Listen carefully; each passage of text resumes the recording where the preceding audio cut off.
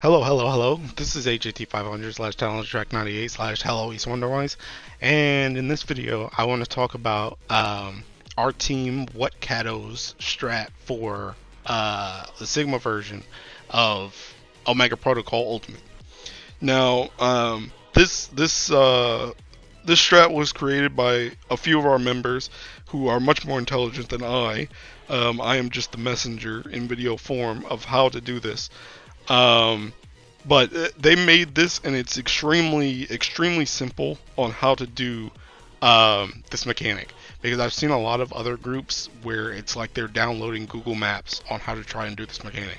So I'm gonna go through our strat, and I'll show you a couple different scenarios to show you how we did it. So going into this, the first thing you're going to encounter is the PlayStation markers, right? So the PlayStation markers don't matter that much besides the initial lineup, just to kind of show people where they need to go for these AoE baits. This can be any order. I recommend just doing the same order that you did in P2. That's what we did. So our order is triangle, circle, X, and square. Pretty much you have one line of triangle, circle, X, and square, and then next to it is the other line of the exact same things next to each other. The exact same PlayStation markers next to each other. Now, where we initially move for this mechanic is to the Omega M clone that spawns. Or I guess he's not really a clone, he's just the main guy, but whatever. The one that spawns. He will always spawn in between the two fists that spawn at the very edge of the wall, and he becomes our relative north for the at least this part of the mechanic, for the PlayStation part of the mechanic. So right here, the two fists are spawning on 1-4, so he's gonna spawn on C. So we walk up here and we do our lineup, which, like I said, is triangle, circle, X, and square.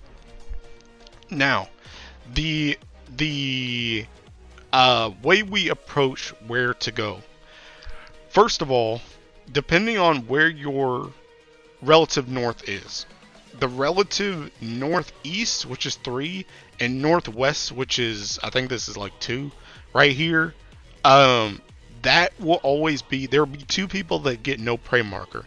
That will be the 2 places that the no prey markers go, right? Depending on where you are in the line will depend where those 2 people go. What I mean by that is, let's say for example, our triangles in the front, Vera, our Astro, got no prey marker.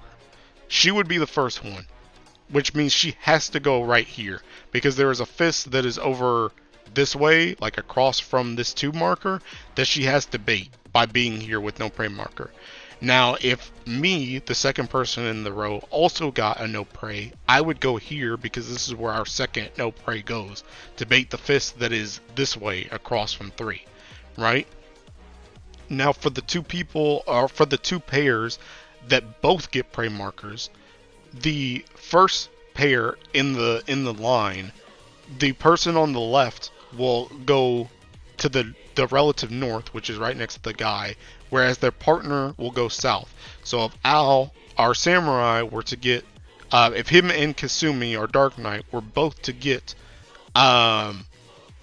prey markers, and we're still going off the above where these 2 pairs up here have to deal with the fists, Al, since he's on the left, would go here, which is north, and Kasumi would go across from him, which is south.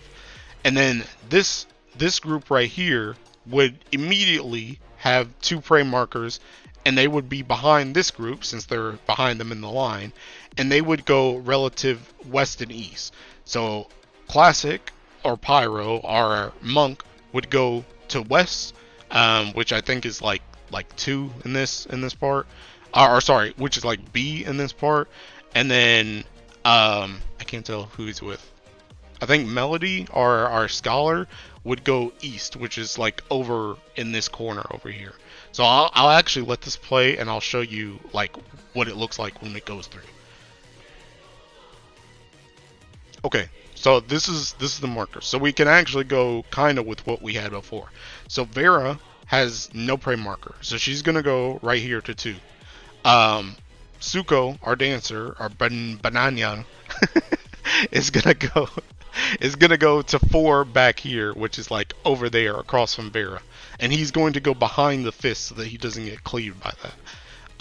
I'm the first person, or I'm on the left, and I'm the first pair that has double, which means I'm gonna go right here, whereas Sev will go.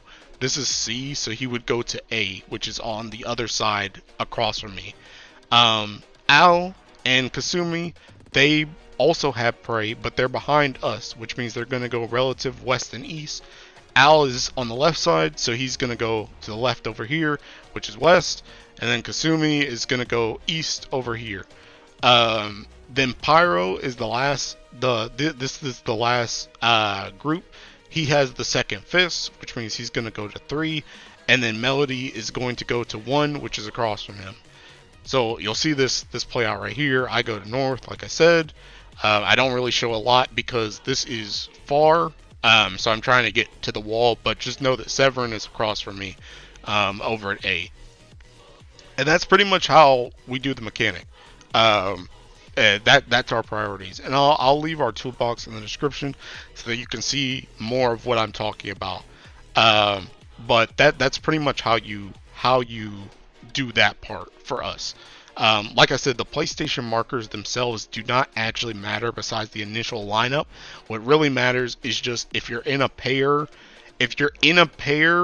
with if you're in a pair that one person has a fist, or one person needs to take a fist, should I say, or if you're in a pair with both of you having prey, and then who is in front of you, what pairs are in front of you, determine where you need to fan out to. That's probably the easier part of this mechanic. If you're not using the Watcatto strat, that is. That's actually the harder part of the mechanic if you're using Watcatto. Now, for the second part, this is where it gets complicated for other groups, but pretty easy with our strat. Now, depending on far and close, this potentially changes a little bit, but the setup is always the same. What you do is from your initial spot, so we're all on markers right here, which is either a cardinal or an inner cardinal. From your initial spot, you come towards the middle and you go clockwise so that you're in between 2 markers. And everyone does that. You don't actually have to move your character, just look in that general area. It can help to move your character if it makes it easier on you visually. But everyone does this. So I move in between these 2 markers. Whoever was here moves in between these 2 markers. Whoever was here moves in between these 2 markers. Once you're in between those 2 markers, if it is far, I'll start with far since we're on far, and then I'll go find a mid clip. If it is far, what you're looking at is you're looking at the cone that is the cone that is in your general vicinity for towers. So what I mean by this is right here is where my spot should be, right? So my cone, my field of vision should be towers in between like here and here. And maybe I should draw this. Hold on. Okay, so picture time. So let me get a nice brush. Yeah, this is good. Okay, so my spot is here, right? What I need to do is from this spot, I need to look at a cone that looks like this, right? And I need to be looking in this general area. I think this actually goes out a bit more. It's probably like that. Let me redo this. It's probably like that. This should be like my field of vision. This should be like my field of vision for far, whatever this thing is called, for the mechanic, for your tethers. If it's far, this should be like my field of vision. And what I mean by field of vision is I'm looking at only towers that are in this cone, right? Now, far is the easier one of the two, because far, your only priority is you're going to a tower that has two circles, which you see there's like one right here and one right here. That tells you how many people should be in that tower when the mechanic resolves. Your only priority is to always look for the two. So if there was another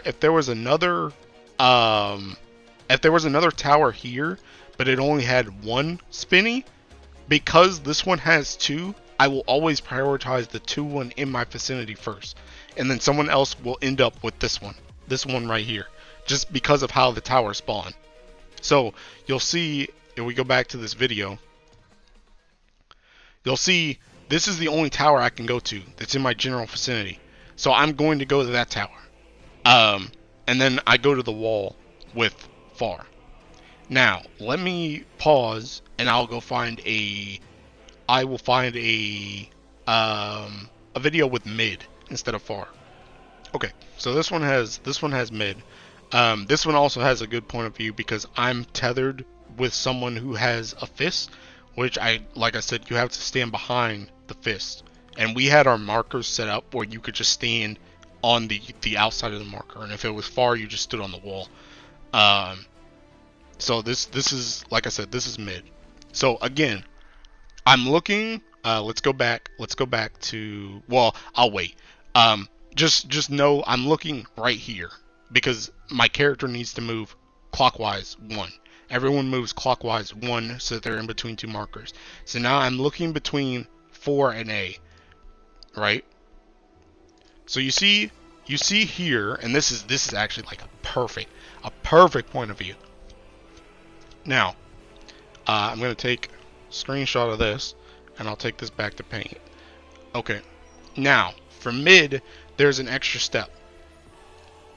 So for mid, my point of view becomes a bit larger than this. In far, my point of view was like this. In mid, my point of view becomes bigger. It's like this. Well, actually, that second one is it's like this from my point of view. And the way I thought about this, even though I don't move my character like this, the way I kind of kept it in my head was when you're far, if you were to stay on the wall, your point of view is smaller to what's around you. So you have a smaller radius of where you can get a tower. Whereas when you're mid and you're closer to the middle, you can see more of the arena. So you have potential to get more towers. That may or may not confuse other people, but it made sense in my head. So I thought I'd share just in case it makes sense for anybody else. Now, the one other stipulation with mid, as opposed to just prioritizing the 2 tower, is you cannot take the tower in front of you, in front of your spot. So what that means is, I started on 4 for this part of the mechanic. My spot is here.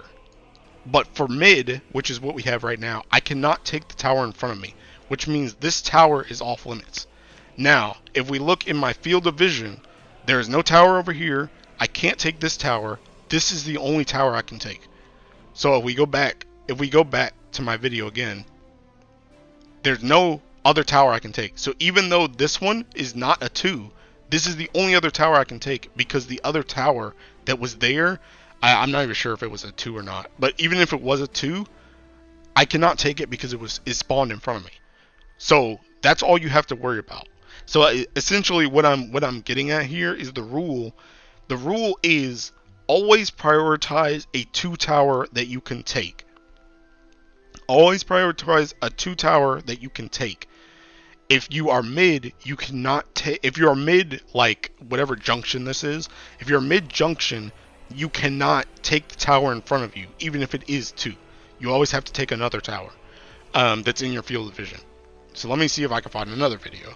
This time I'll just skip through because I'm not looking for specifically mid or far. So in this one, I have far. Right here, I have the 2. I think Pyro actually goes. I think he just went south anyway. But yeah, so ignore that part. Ignore that part. I should have been south and he should have been north. But we communicated it in the video, so it's whatever. But so we come from our spot here. I'm looking right here. I'm looking between C and was it 3? Yeah, C and 3. That's my spot. This is far, which means I can take the tower in front of me if I want to. My field of vision looks something like this and like this. This is the only tower in my field of vision. It's also a 2, which is like bonus points. Okay, you go to the 2 tower. Easy. That's what everyone is doing. On every situation for this. Let me try and find another video. Let me see. Okay, there was one. Okay, this one's mid again. All right, let's go from mid. Again, I'm in the front. I have first. This time Al's gonna go south. I'm north. This one's mid, so we go to our marker, the front of the marker. And now I'm gonna go turn my camera clockwise 1. I'm between 1 and B. I'm right here. This is my spot. Now this is a good this is a good video.